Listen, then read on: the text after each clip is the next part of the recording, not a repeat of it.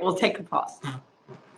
Hello and welcome to Access Chat. I'm delighted that we're joined today by Shruti Pushkarna, who is a journalist and producer and disability advocate. And we've been talking before coming on air, and Shruti has a really interesting background, but probably best that we allow Shruti to tell us about it herself. So welcome, Shruti. Can you tell us about yourself, how you came to be working in the field?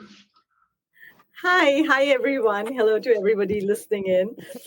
So I'm Shruti and I am from Delhi, India. It's very hot right now here, I must warn you guys. So I started off, my initial part of the career was as a journalist. I've worked with some famous television news channels, English news channels. I've also worked with in the internet journalism, digital journalism, and produced a lot of media events, worked on mainstream side of news, worked on special programs, worked also in the business of media. And then I came to a point where I needed to do more, something which is more, satiating. And I thought I will switch from media to try and explore the social sector, the development sector, because media was losing its steam when it comes to editorial freedom. So it wasn't really working out for me. So when I switched to the development sector, it so happened that disability became a natural choice, and I don't regret it at all. I'm so glad for that. It's been about a little over 8 years. And initially, I started off working with persons with blindness and vision impairment. That was my first orientation into anything to do with disability, words like inclusion, accessibility, assistive technology. All of those were like, completely, those concepts were alien to me. But it turned out to be, and I was lucky to be mentored so well into the issues of disabilities that just thought this was my calling. I just found it my calling.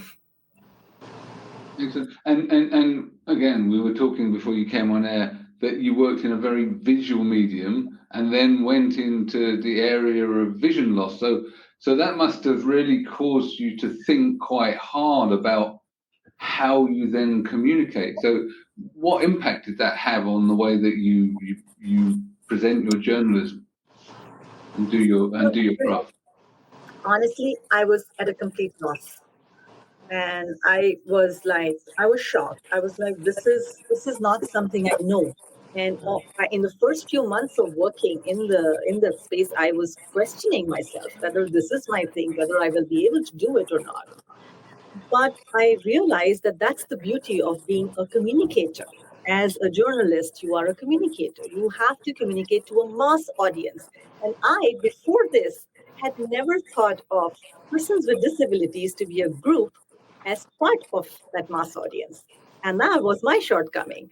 So I was like, okay, I need to learn what I know of the visual medium. And I was very oriented towards showing graphically things, using images. And even for our internal meetings with the group of people I worked with, and a large part of them were blind, including the CEO, I used to struggle explaining to them if I would creating some content. Then I had to learn those bits. I had to talk in a language that they would understand. And oftentimes, that's the worry that media people come with, and not to defend the media people here, but they just don't know what to say, what not to say, where to stop or where to seek help. That is something I learned, and I had the benefit of learning that, and I was taught very patiently. But yeah, one of the things I, of course, realized that screen reader is a real thing. I don't need to explain everything. I can just shoot an email and that'll just communicate. But when it came to verbally communicating certain terms, I learned how not to use. And if it was images, I learned to something called image description, which I had never known about before this. Okay, I think that there's also another angle of that. I think it's important for us to talk about is you are also bringing your experience to them. What aspects you felt that they also, from their side, that they had to improve in order to communicate? Because sometimes organizations that support people with disabilities, they are very good talking within themselves, within their groups, but how do they reach larger audiences? Yes. And also, Shruti, before you answer it, can I just add a little bit more? Because just going with what Antonio is saying, what we have seen in a couple of countries, we've seen when we have strategists like you that have been in the field of journalists, really understanding what do the other journalists need? What do the media groups need to really understand how to meaningfully include us? Just building upon what Antonio is saying. So thank you. Sure. There are two sides to that, and I will go first for Antonio. So when I was unlearning and learning new things about this group, I also realized that this group needs to talk to the wider audience, like you said, and people like me should not find it so awkward or difficult to learn about them. If I give the example of a blind person, they are not very good on photos. They don't see photo as something that captures attention. So I actually tried communicating that to these people, right? To this group, that it's important to be seen for the sighted world to connect, because everybody, like we say about disability, that there's a different way of working, there's a different language that they understand. It's true for the other side as well. So there are two sides to the equation, and we have to bring them together. And I thought that, I was in a space where I could do that. So as much as I was learning about them, I started pushing them into stepping out of their comfort zone also. And it's very important because the burden of inclusion is on no one side, really. It's a collective. It's a collective that we have to attempt towards, right? And the other part is that because they are not seen, the world doesn't know. So, and media is part of that world, right? I mean, I'm a sensitive person, I thought. I'm an empath. I've been a caregiver all my life from a very early age. But I, as a journalist, did not know this because nobody was talking to me. And they were not talking in a language that I understand, because now, obviously, as a person associated with a media group, you're driven by certain editorial guidelines, certain business, interests. But as an independent journalist, of course, you have the liberty to talk more about specific issues, to understand the disability side of things. But yes, the only representation so far that exists is from a large kind of a stereotyping that, there is a blind person who's always crossing the road or singing on the streets. Right. I mean, and when I stepped into this office, that was the last thing I could imagine. So one has to experience it. And to experience it, I think both sides have to come together. Yes, but I think it's got to be professionals that are already in the mix. Because if we just come in and say, hey, why are y'all not, we don't understand all of the nuances and the, No. I was so many times told, I was selected. I mean, I was coming from a newsroom environment where people yell a lot. I mean, I'm sorry, but, I was in live television news. There was no room for error in that space. Right. There was no room for error. And if you made an error, you're in the line of fire. So like, what do you do? So having done that for 10 years, you're wired like that. You're talking that language, you're screaming. And then you go to a group, whether it's persons on the spectrum, whether it's blind people who are sensitive to tonality. Right. And I don't mean badly, but that's something I had to learn, that somebody is carefully watching the tone. And also interpreting in a way that I may not be, intending it to come out. So there were small things like that. Yeah. So I think it's really interesting thinking about the tonality and the impact of the environment that you're in. In my job, I worked a lot in providing AT in media, so I've been in quite a lot of like news environments, and they are really noisy.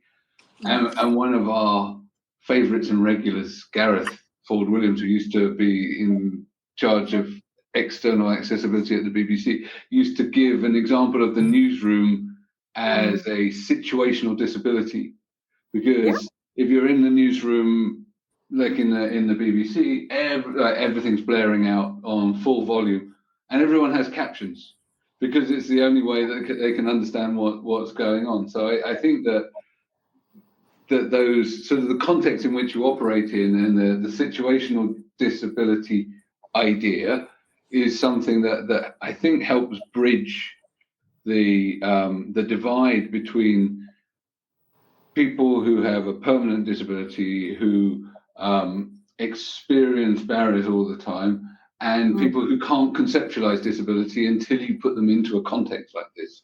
So I think that it's a valuable learning curve to understand that these situations are, disabling too, and a way of sort of closing the gap and finding ways to also communicate to large organizations that it actually, it's huge numbers, it's not small numbers that would benefit from making changes. I'm also fascinated by the sort of the teaching of sort of cross communication skills. So teaching the visually impaired community the value of imagery. Yes. Right? So this is something that we're playing around with at the moment. One of my colleagues, who's a screen reader user, we're getting him to try and work with presentations, right? And partly because we want to document that it's possible for screen reader users to make a nice presentation, and actually it's pretty hard, right? Just using a screen reader to be able to format stuff, but also because we want to, if we're talking about removing barriers, it shouldn't just be the technical barriers to being able to consume information, but also create it. And so if you think about what most people like to consume in a presentation, you talked about how people consume media. Well, they like their presentations with pictures. And I've received plenty of presentations from colleagues who are blind and visually impaired. It's a bunch of lines of text with bullet points. Yeah, right. Totally accessible for them, but a cure for insomnia for the audience. Undesirable. Yeah. So I think that how do you do any of this work to teach people how to sort of communicate visually, not only just represent themselves, which I think is also important, but communicate, in the visual medium, to bridge that communications gap, because that opens up doors. Yes, because a lot of people who are now in the space of advocacy, and they are persons with speech impairment, vision impairment, different groups, they are using social media as a vehicle to change. And I do consult with a lot of people, telling them how to use social media in a more effective way, rewriting some posts, insisting on using photos and videos, because there is a lot to say when you are associated passionately with an issue, and also you've lived it all your life. But for general media consumption, for general clickbait attention, you need to talk just the top two things or three things to get attention, because you have to generate interest. A lot of times I've seen with persons with disabilities, and also largely NGOs, is that they do such good work. It's amazing the amount of energy and passion that drives them, but they fail to communicate to the media, and that's why there is such lack of interest also, because the stories are so powerful.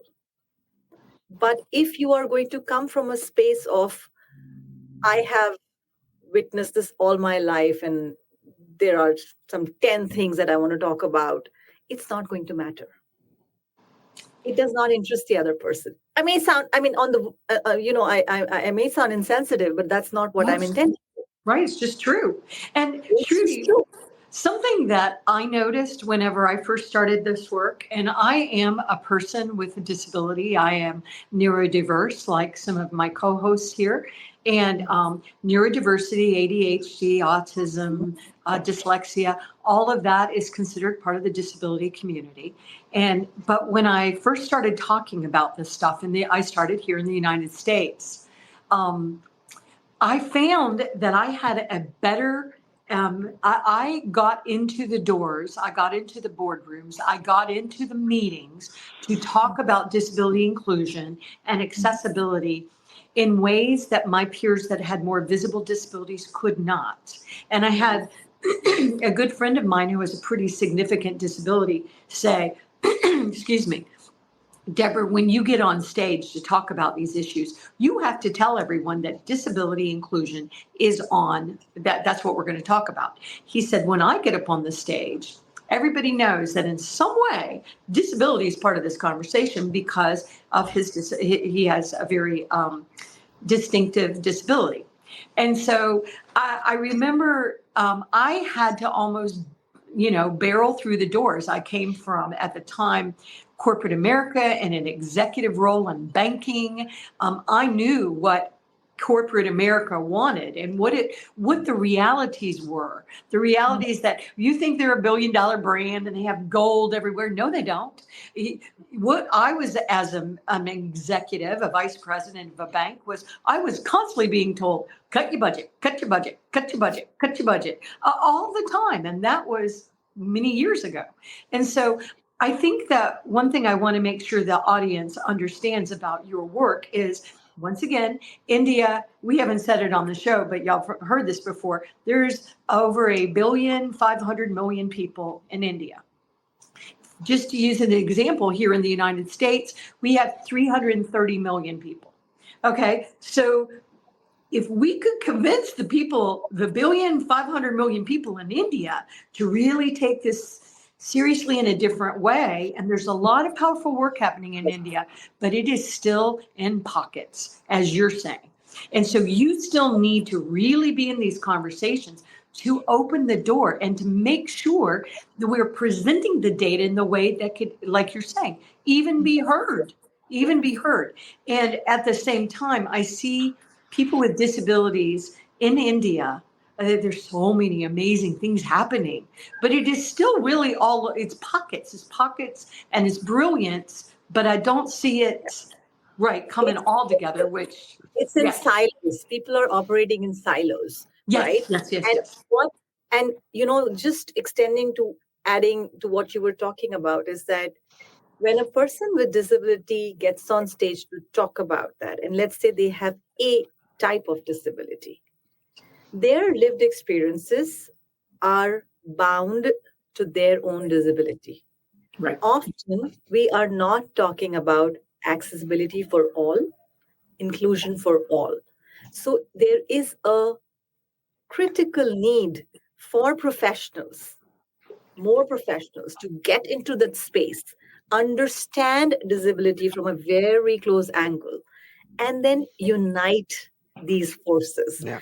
Because when we are so impacted by something, we will end up only looking at it from a very zoomed in version. You need to pull out and have a more bird's eye view on it, And I think it's extremely powerful when organizations that work in different aspects and with different groups of disabilities are able to come together and communicate in an articulate way instead of just being there separately on their own. I think that's much more powerful, are able to have a good storytelling.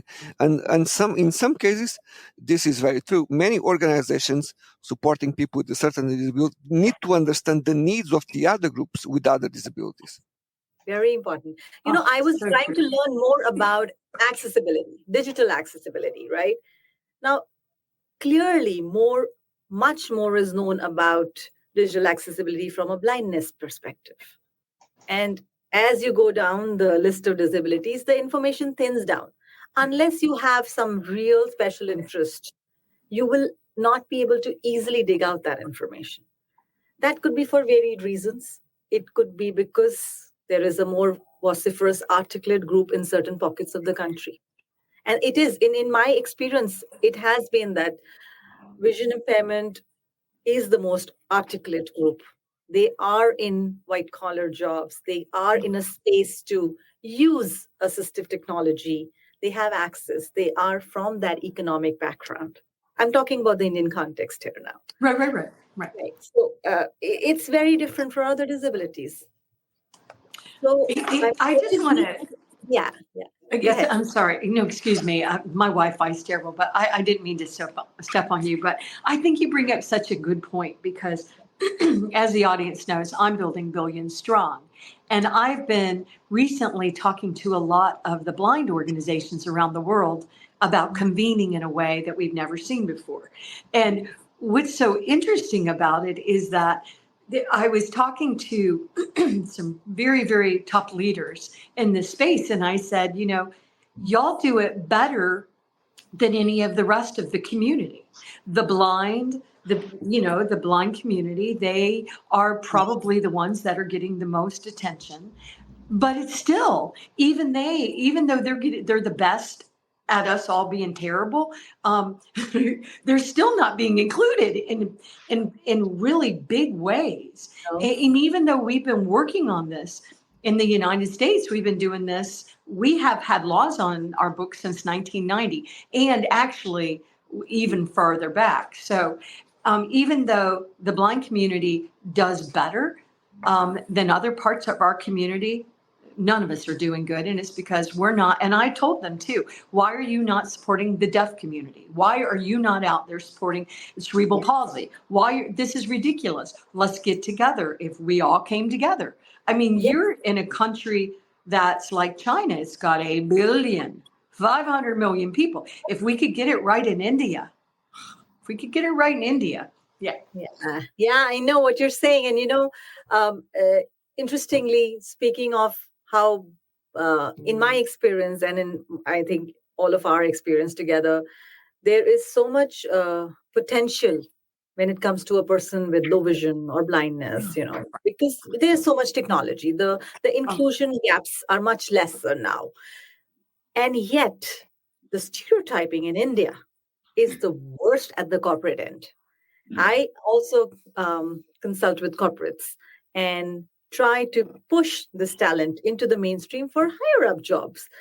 But the fear onto certain disabilities, because again of media representation, is so high that, there is a different kind of boxing that's happening on jobs, that if it's to do with blindness, it's to do with a voice role. If it's to do with deafness, it's to do with some image assistance or something.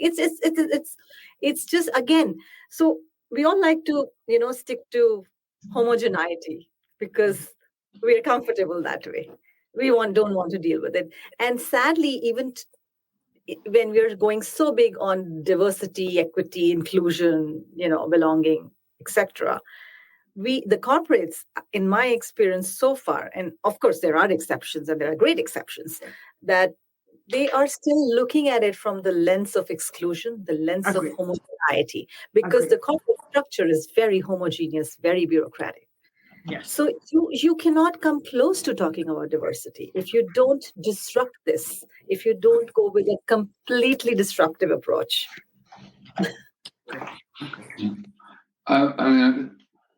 I was at an event just the other day where I was with some execs. It was in a corporate setting, and there were high-level execs from a number of different organizations, and they were talking about the different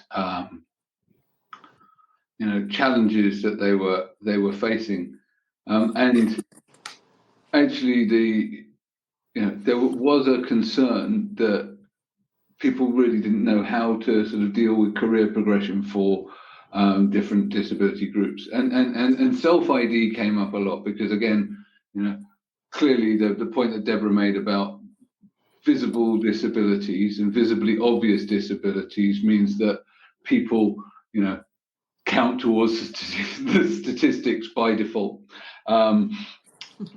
But then people are not thinking about the people that haven't come out and haven't declared. And so that whole sort of thinking about how do we help people progress, and the mindset that it is natural for people with disabilities to want to progress and have the opportunities to, is still quite an immature topic within large organizations.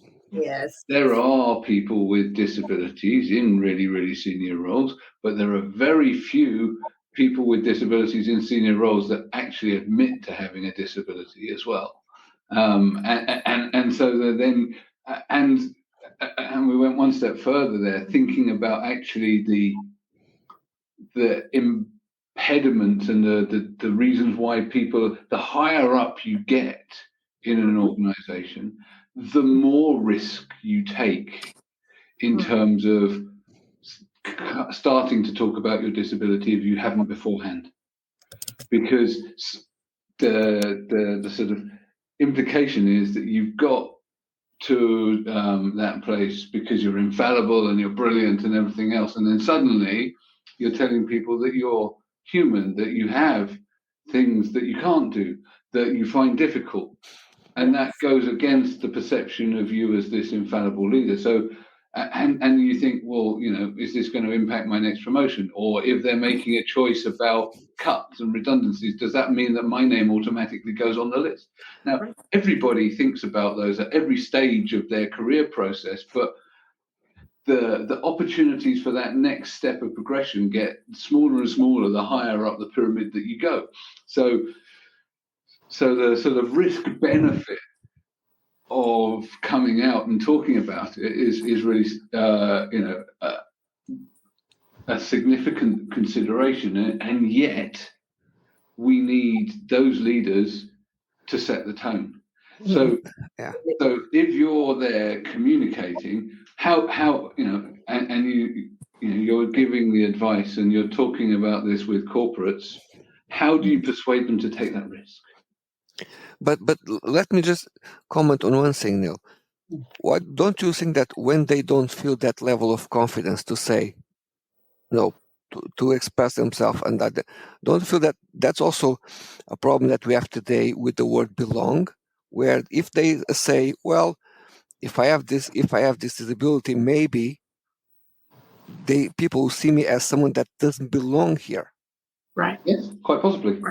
Right. Yeah. I mean, but we need to change that. How do we make sure that people do belong? Well, that's a cultural thing. And if you're a leader, hopefully you can change the culture. But how do you persuade the leaders that their peers won't judge them differently? Yeah. And can you? Yeah. So there is no right answer to this, but still, I mean, look at one side. You're a leader and you are in a position of power, right?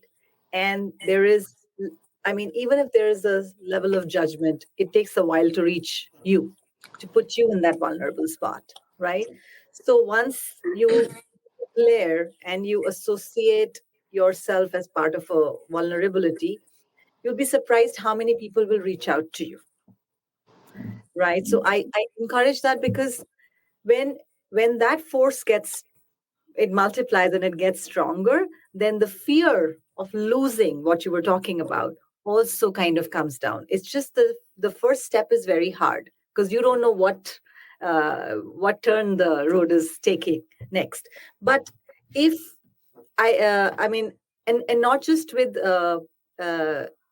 their own disability, one way of looking at this is somebody in the family, somebody in the community, somebody who's a friend or could have a disability. That's a starting point of a conversation. Just testing waters, how people react to that. Because in large corporates, there will be a lot of people who will be caregivers, parents to persons with disabilities. Even they don't talk about it. Right. Right. And that's got nothing to do with the position. It's just that, it's a fear that if I go on leave today, and then I have to go on leave again 3 days later, and Right. people know that I am a parent to a child with disability, they will just put two and two together, even if it's not the place to. I mean, as a woman, I got turned down from interviews saying, "Are you going to get married? Do Right. you going to have a Not to have child? kids, are you? Right. Who is behind you? Is that distraction in the family?" Like, I mean, there are all kinds of things. The thing is that once we do pass this and build this army of strong leaders, of open leaders, the cultural context changes. It's a very gradual change. It's a high risk initiative, but I don't think there's an alternative to this. I don't I think we agree. have I agree. we can't do anything but this today. And also in disability is, I mean, we talk about disability inclusion, we talk about accommodation, we talk about empathy. Those are key terms to understand if you want to, even as a media representative, understand and talk about it.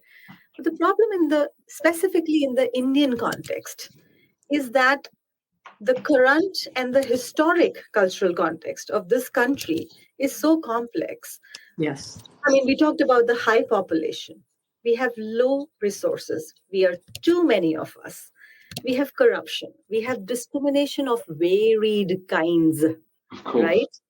That is what we're up against, which has made us aggressive, frustrated, because we are constantly, every day living is a battle.